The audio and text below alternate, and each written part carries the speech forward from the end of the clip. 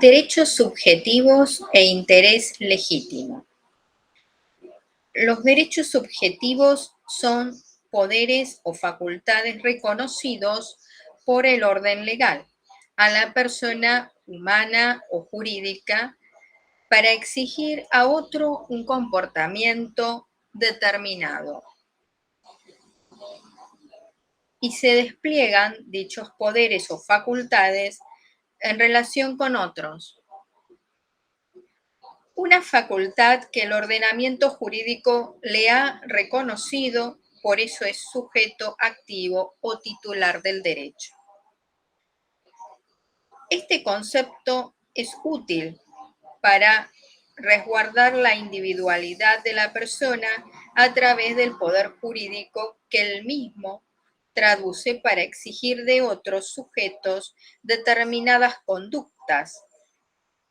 Así, en el derecho público, la noción de derecho subjetivo cumple una función de garantía al asignar a la persona el poder jurídico de reclamar al Estado lo suyo e impedir las violaciones de sus derechos individuales de propiedad y libertad.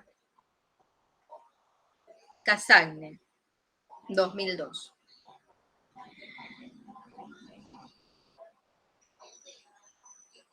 El sujeto activo tiene la potestad o el poder o la facultad. Lo es por ser titular del derecho reconocido por el orden legal. Y frente a él hay un sujeto pasivo que debe cumplir con una obligación. Entre ambos existe una relación jurídica pudiendo nacer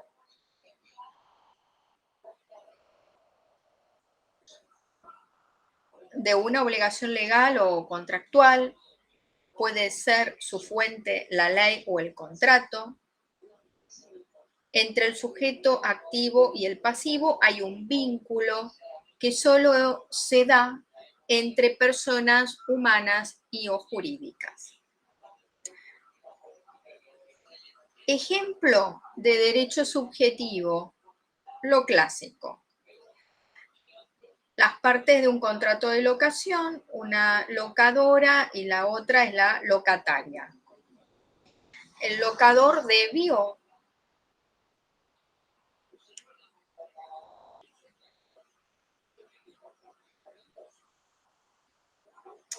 haberlo intimado, bueno, lo intimó. Bueno, para que su locatario pagara la renta, no cumplió, lleva meses atrasados.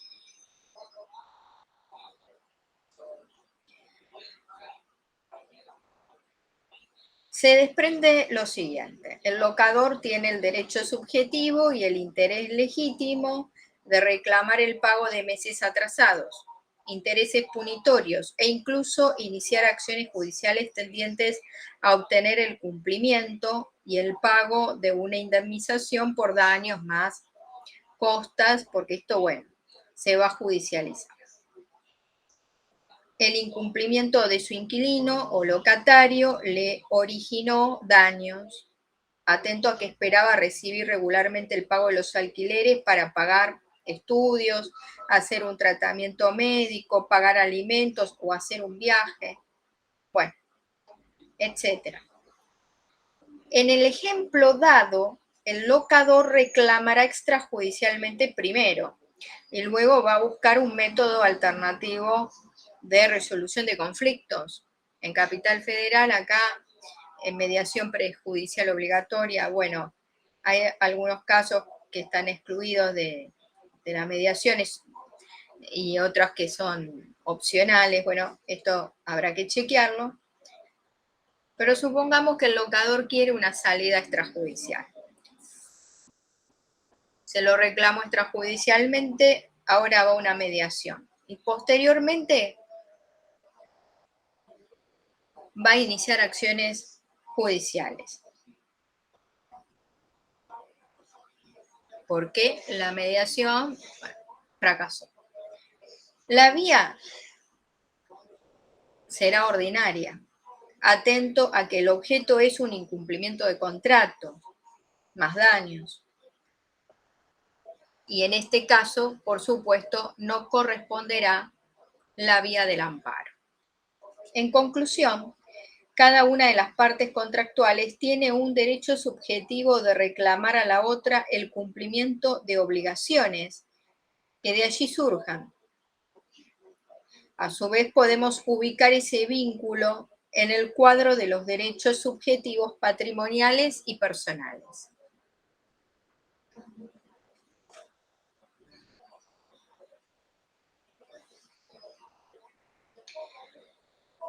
Interés legítimo. Cassagne lo denominó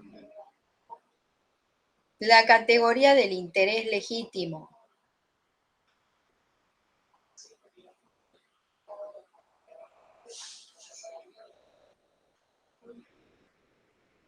No todo interés aparece garantizado por el derecho bajo la forma de derecho subjetivo. Existen distintas teorías en danza en torno a la existencia del interés legítimo. Sin embargo, desde el punto de vista práctico se pueden identificar las características del interés legítimo. Exclusividad o concurrencia, existencia del interés legítimo y la inexistencia del derecho subjetivo, protección ocasional o refleja de los intereses particulares a través de la norma objetiva. Hay distintas teorías en danza y yo he citado a Cassagne y verdaderamente hay situaciones puntuales tales como la administración queriendo cerrar un camino afectando más de un propietario, el acto que adjudica entre quienes han participado en una licitación pública.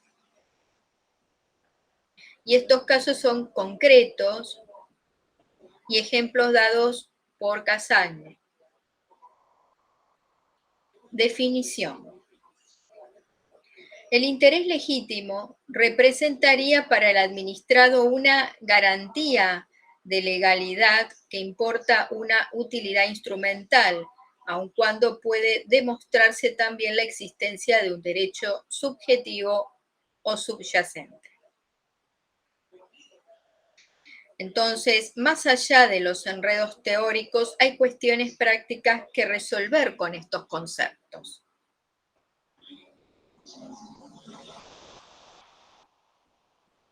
Se denomina afectado. Sí, afectado. ¿Quién es el afectado? Quien padece la lesión directa e inmediata, pero advierto que el segundo párrafo del artículo 43 de la Constitución Nacional ya está abordando el conflicto colectivo. Atento a lo cual, para acreditar la legitimidad activa, deberá expresar que quien expone los hechos y peticiona no es un afectado, aunque pueda hacerlo, sino un componente de un sector al que representa o del que forma parte. Gossaini, 2018. La necesidad de producir cambios comenzó hace mucho tiempo, sobre todo en la década del 80 del siglo XX, cuando aparece el concepto de intereses colectivos, los cuales vienen a constituir una categoría sensiblemente alejada del concepto tradicional de derecho subjetivo, que en nuestra tradición jurídica está ligado a la protección del derecho propio, vinculado con la propiedad de cuánto se tiene. Se continuó por este camino desde 1994, tras profundizar en derecho del consumidor y del ambiente y posteriormente al unificarse las materias civiles y comerciales desde el 1 de agosto de 2015.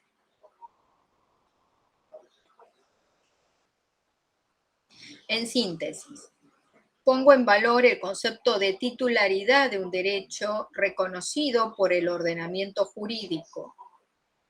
Es necesario mostrar la afectación o lesión de un derecho o interés propio de intereses tutelados por el orden legal.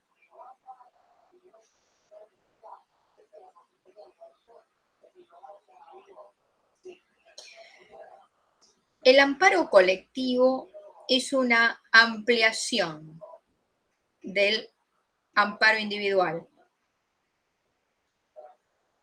Y para los derechos de incidencia colectiva, como ser el medio ambiente, el derecho del consumidor y del usuario, son ejemplos.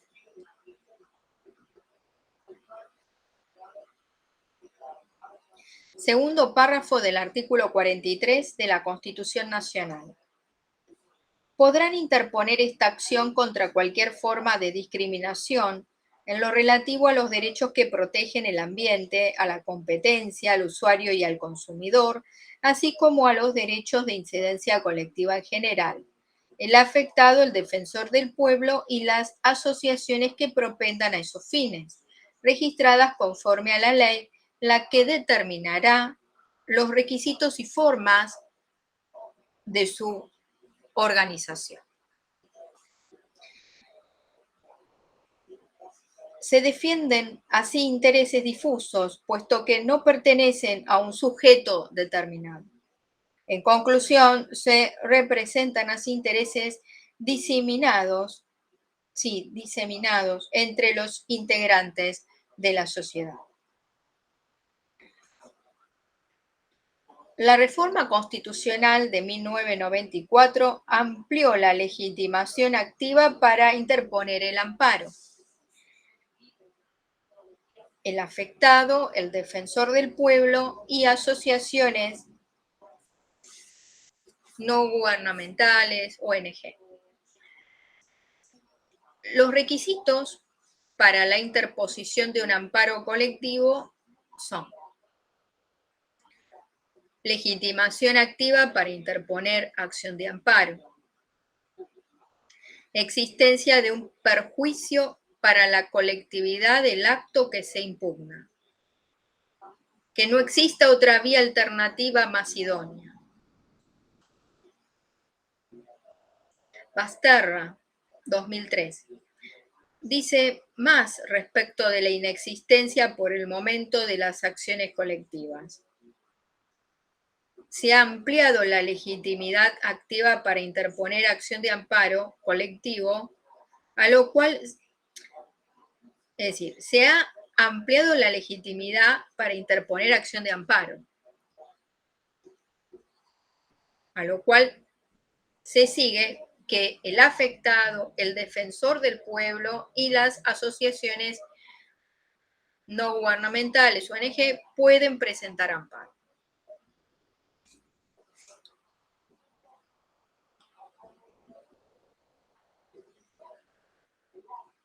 A partir de la reforma constitucional se incorporó el artículo 86 y con él la figura del defensor del pueblo en la Constitución. Se le confirió legitimidad procesal. Hay una biblioteca, sí, una biblioteca bifurca, pues unos sostienen que no es legitimidad limitada judicialmente, mientras que otros apoyan la biblioteca contraria.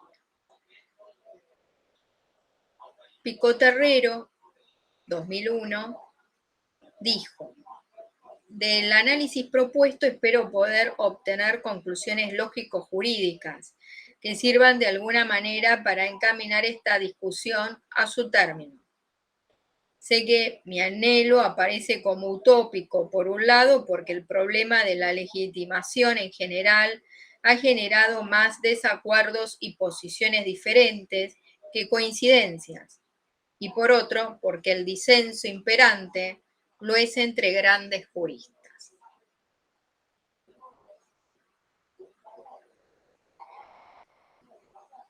Entonces, las diferencias de interpretación acerca de la legitimidad procesal del defensor del pueblo, de este concepto, surgen tras la lectura de los artículos 86 y 43 de la Constitución Nacional. El autor, Pico Terrero, se ubicó en el terreno del derecho administrativo inmediatamente, ya en la introducción.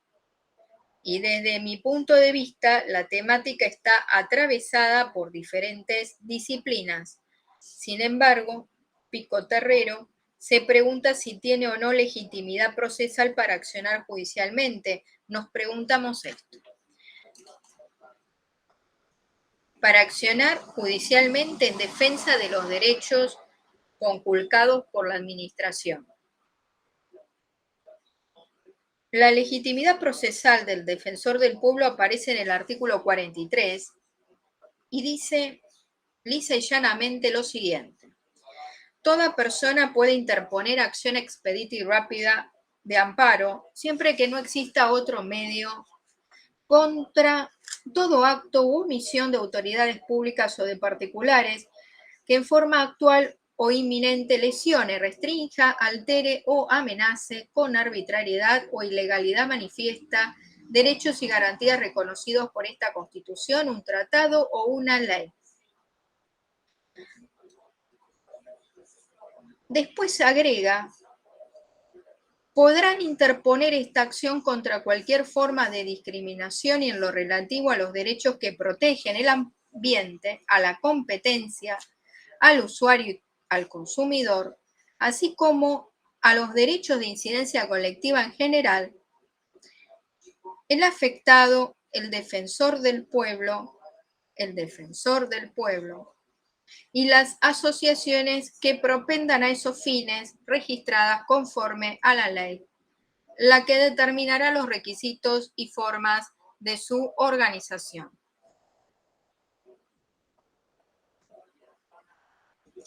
El artículo que acabo de leerles se ubica dentro del título Nuevos Derechos y Garantías, un acápite de la Constitución que reconoce expresamente derechos de tercera generación,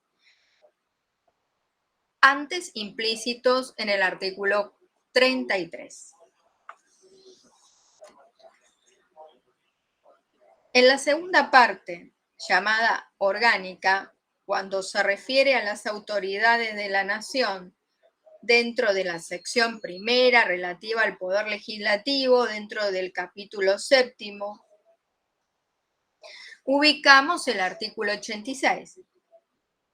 El defensor del pueblo es un órgano independiente.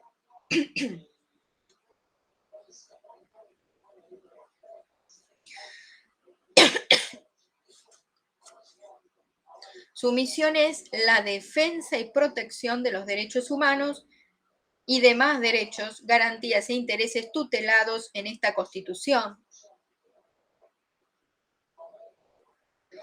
Textualmente, el artículo 86, en el párrafo siguiente, dice: el defensor del pueblo tiene legitimidad procesal. Atento a estas consideraciones, en forma expresa le otorga legitimidad procesal. La legitimidad procesal del artículo 86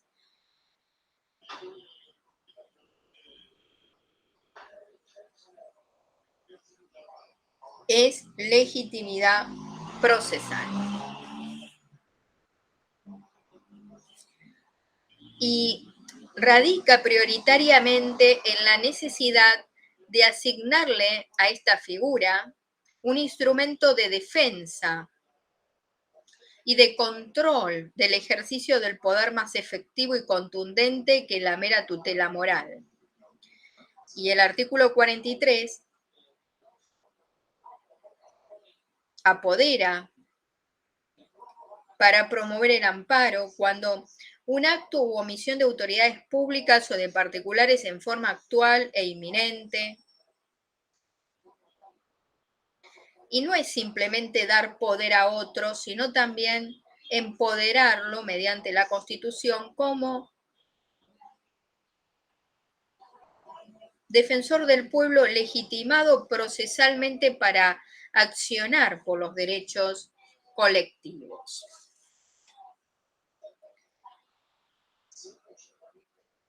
Bueno, fíjense que existen diferentes métodos de interpretación. Unos están abocados al sentido literal y otros al espíritu del constituyente. Otros a lograr una interpretación armónica entre el artículo 43 y el 86 de la Constitución, con otras normativas complementarias. Artículo 75, inciso 22 de la Constitución Nacional. Desde mi punto de vista, ya la palabra legitimación me recuerda a empoderamiento, en este caso del defensor del pueblo, para actuar en defensa de intereses colectivos. En conclusión, la cuestión es determinar el alcance del concepto.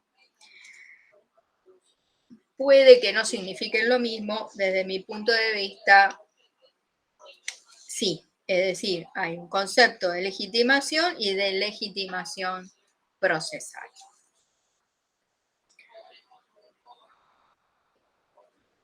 Legitimación activa. Marienhof, citado por Pico Terrero, 2001. Dijo, en ocasión de escribir sobre la legitimación en las acciones contra el Estado, advirtió la existencia de ese doble aspecto en cuanto a la legitimación, uno procesal y otro sustancial. Solo las personas que se encuentran en determinada relación con la pretensión pueden ser parte en el proceso en que la misma se deduce.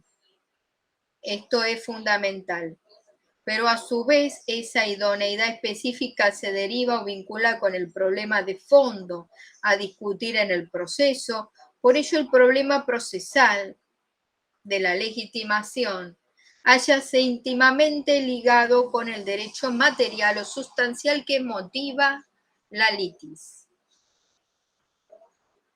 Es decir, según Marienhof, la legitimación no es estrictamente procesal. También puede ser sustantiva. Y lo dice así: la aptitud para iniciar un proceso determinado dependerá de las peticiones que el demandante formule ante el órgano jurisdiccional. Y comprende simultáneamente dos cuestiones. Uno es procesal, formal, en determinar si al actor le corresponde el ejercicio de la acción que promovió, y otro es sustancial o material, porque consiste en determinar si el recurrente, dado el objeto que persigue con su demanda, está o no protegido por el derecho para recibir el apoyo jurisdiccional.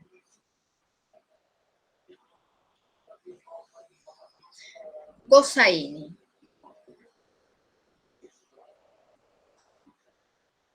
Citado también por Pico Terrero, 2001. La legitimación es un concepto procesal. Suficiente para mí. Otros entienden que la legitimación no tiene naturaleza procesal,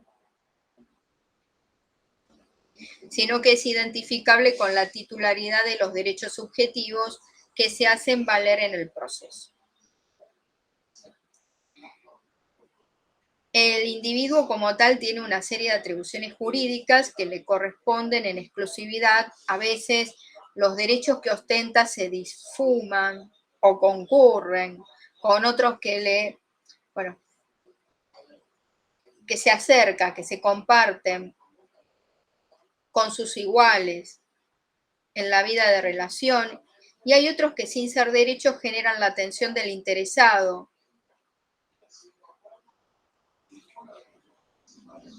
En fin. Continúa, y esto es importante, la legitimación como presupuesto procesal se entiende como el derecho reconocido a una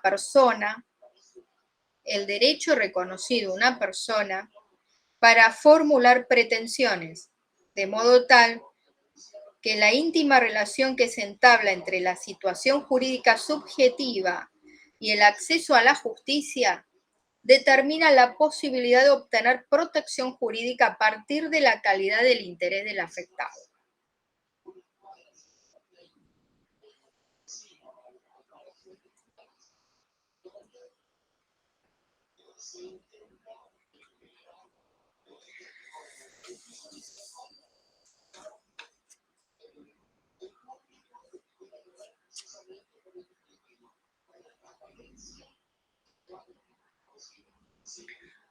Por último, y para cerrar, le cito el fallo Cámara Nacional Civil del año 1991,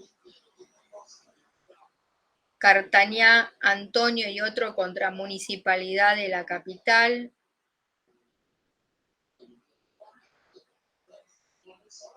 El tribunal dijo así: en el campo de los intereses difusos es evidente que no es solo la cosa pública la que aparece directamente dañada, sino que es el conjunto de los habitantes de una manera personal y directa. La víctima respecto de la cual derecho objetivo tiene necesariamente que acordar un esquema de protección, dando legitimación para obrar al grupo o individuo que alegue su representación sin necesidad de norma específica al respecto. En conclusión, este fallo ha sido precursor a la reforma constitucional de 1994. Fue citado por Basterra, 2003, quien además dijo: la posición amplia está encabezada por Quiroga Lavie, quien reconoce a este funcionario facultades para actuar tanto en relación a la administración como al Poder Judicial, en el ámbito nacional como provincial.